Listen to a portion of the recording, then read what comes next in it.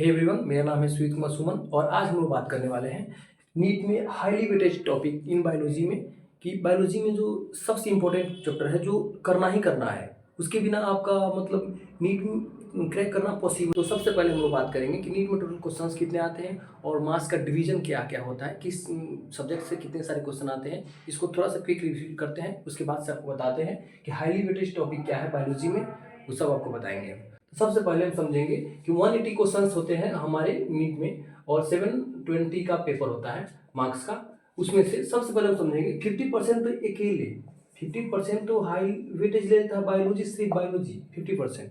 इसीलिए बोला गया है कि बायोलॉजी बहुत जरूरी है आपके सिलेक्शन के लिए। तो उसके बाद फिजिक्स है, फिजिक्स का 25% आता है क्योंकि 45 भी क्वेश्चन आते हैं इसमें। उसके बाद क्या है, केमिस्ट्री, केमिस्ट्री भी सेम 25% होता है और 45 क्वेश्चन इसमें भी आते हैं। और बायोलॉजी क्या है 50% अकेले होता है, यानी कि 90 क्वेश्चन आते हैं इसमें। इसमें भी डिवीजन होता है, जूलॉजी भी होता है और बॉटनी होता है। तो जूलॉजी में क्या होता है 45 या 47 के आसपास क्वेश्चन आते हैं। ऐसे ही रेशियो थोड़ा सा इधर उधर रहता है, लेकिन मैक्सिमम चांस रहता है कि इक्वली रेशियो रहे, थोड़ा सा एक दो क्वेश्चन का इधर उधर मैटर नहीं करता है।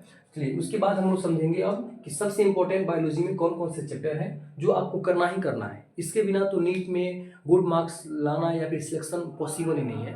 अगर आप चाहते हैं कि 360 लाना चाहते हैं आप बायोलॉजी में, तो सबसे पहले इन सारे चैप्टर्स को आपको अपने कंट्रोल में करना पड़ेगा। इसके अलावा इनके अलावा जितने सारे छोटे छोटे चैप्टर बच्चे हैं उन सबसे एवरेज क्वेश्चन आते हैं, 2 1 2 3 ऐसे करके क्वेश्चन आते हैं। जो मेन चैप्टर है जो आपको छोड़ना नहीं है, उन चैप्टर्स इसमें आते हैं, इन सारे चैप्टर।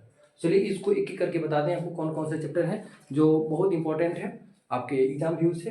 चलिए अब बात करते हैं हम कि इंपॉर्टेंट चैप्टर कौन कौन से हैं जो करना ही करना है। जैसे पीओआई है, पीओआई क्या है 6 से 7 क्वेश्चन हर साल नीट में आता है। ये क्वेश्चन को, इस चैप्टर को आप अगर छोड़ रहे हैं तो समझिए 6 से 7 छोड़ रहे हैं, मतलब 7 इंटू 4 यानी कि 28 नंबर का मार्क्स आप छोड़ रहे हैं। तो इसमें आप कर लीजिए इतना नंबर आ जाएगा। उसके बाद से आता है MOI, molecular basis of inheritance. इसमें क्या 6 से 7 क्वेश्चन हर साल लिखा गया है। अगर आप बायोमोलिक्यूल कवर कर लेते हैं तो 10-10 क्वेश्चन हो जाएगा बायोमोलिक्यूल अगर, और एमओआई कर लेते हैं तो 10 क्वेश्चन तो आपके हाथ में है। तो उसके बाद से अगर आप इसको करते हैं तो 7 क्वेश्चन आता है 4 मार्क्स का, 28 नंबर तो इससे आ जाएगा। फिर बायोटेक, बायोटेक सबसे इंपॉर्टेंट चैप्टर है। बायोटेक में 2 आता है, एक प्रिंसिपल और एक एप्लीकेशंस। इन दोनों चैप्टर को आप कंट्रोल कर लेते हैं। ज़्यादा 12 चैप्टर नहीं है, बस इसमें क्या है ना कि वो कंसेप्ट वाइज चैप्टर है। इस चैप्टर को आप अगर अपने हाथ में कर लेते हैं कंट्रोल में, इस चैप्टर से देखिए हर साल देखा गया है कि 8 से 9 क्वेश्चन आते हैं। अगर आप मानिए एवरेज 9 क्वेश्चन आते हैं तो 9 में 4 से गुना करिएगा तो 36 नंबर का नहीं आ गया, ऐसे होता है। या फिर कभी कभी 8 क्वेश्चन लिखा गया है तो 8 का 32 नंबर का आ गया। ये सब क्वेश्चन आते ही रहते हैं। उसके बाद से एनिमल किंगडम, एनिमल किंगडम क्या है, ये चैप्टर को अगर आप अच्छा मार्क्स करना चाहते हैं, इसमें क्या होता है मतलब एग्जाम्पल होते हैं और एग्जाम्पल और फाइलम का जितना भी कैरेक्टर है आपको कोऑर्डिनेट करना आ गया, समझिए आपका एक भी नंबर कटने वाला नहीं है एनिमल किंगडम में। एनिमल किंगडम में एग्जाम्पल होता है, एग्जाम्पल से कैरेक्टर पूछ देता है, इससे या मिलान पूछ दिया या मैच ऑफ द फ्लोइंग या जो भी कैरेक्टर वाइज क्वेश्चन पूछता है, इन सारे क्वेश्चन एनिमल किंगडम से। एनिमल किंगडम से देखा गया है 5 से लेकर 8 क्वेश्चन तक भी आता है। एवरेज अगर मानते हैं 6 क्वेश्चन ही आता है आपका, तो 6 से अगर 4 से गुना करते हैं तो 24 मार्क्स आ जाएगा इन छोटे छोटे चैप्टर्स से। इस चैप्टर आप कर लेते हैं तो समझिए कि आप 24 मार्क्स ला ही लिया। उसके बाद एक चैप्टर आता है इवोल्यूशन, इवोल्यूशन भी कंसेप्चुअल चैप्टर है। इस चैप्टर को आप अगर कर लेते हैं तो 2 से 3 क्वेश्चन फिक्स नहीं है कि 2 से 3 क्वेश्चन आ जाएंगे।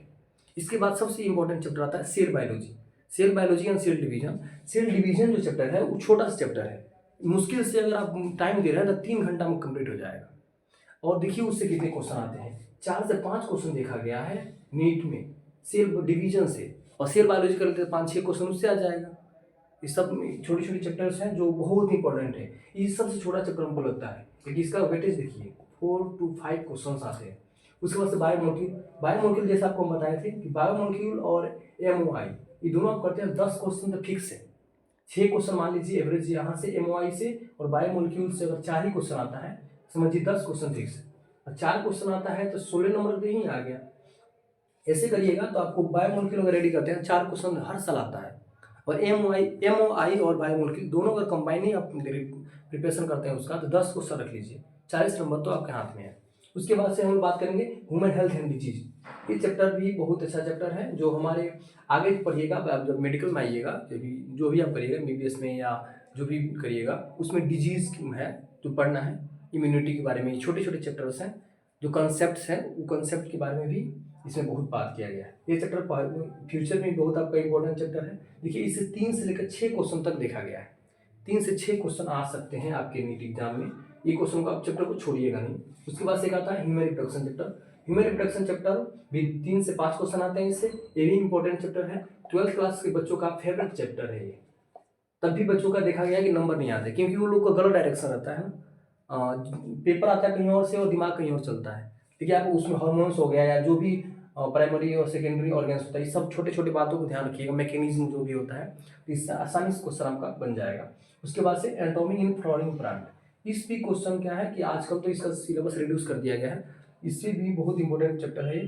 3 से 4 क्वेश्चन देखा गया हर साल। मॉर्फोलॉजी भी एग्जाम्पल आप रट लेते हैं और फैमिलीज एड हुए हैं, वो सारे देख लेते हैं, तो 4 क्वेश्चन इससे भी आ जाएगा। और प्लांट किंगडम चैप्टर तो अच्छा है, और प्लांट किंगडम आप रेडी कर लेते हैं तो 2 से 3 क्वेश्चन फिक्स है, आ जाएगा। उसके बाद से इसके बाद आता है बायोलॉजिकल क्लासिफिकेशन। बायोलॉजिकल क्लासिफिकेशन भी आप रेडी कर लेते हैं। ज़्यादा ही वो टफ चैप्टर नहीं है, क्योंकि बच्चे आते हैं सबसे पहले बायोलॉजिकल क्लासिफिकेशन को पढ़ते हैं 11th क्लास में आके, तो उनके लिए तो सबसे आसान चैप्टर होता है धीरे धीरे करके। इसमें बहुत सारे चैप्टर है, इसमें 2 से 3 क्वेश्चन हर साल आते हैं। उसके बाद एक है sexual reproduction in flowering plant. ये आप वहाँ प्लांट किंगडम में भी पढ़िएगा, जब वहाँ पर जब आप एंजियोस्पर्म आएगा, जिम्नोस्पर्म आएगा तो वहाँ पढ़ लीजिएगा। एंजियोस्पर्म आएगा तो पढ़ लीजिएगा। सेक्सुअल रिप्रोडक्शन चैप्टर है, वो चैप्टर से 2 से 3 क्वेश्चन हर साल आते रहते हैं।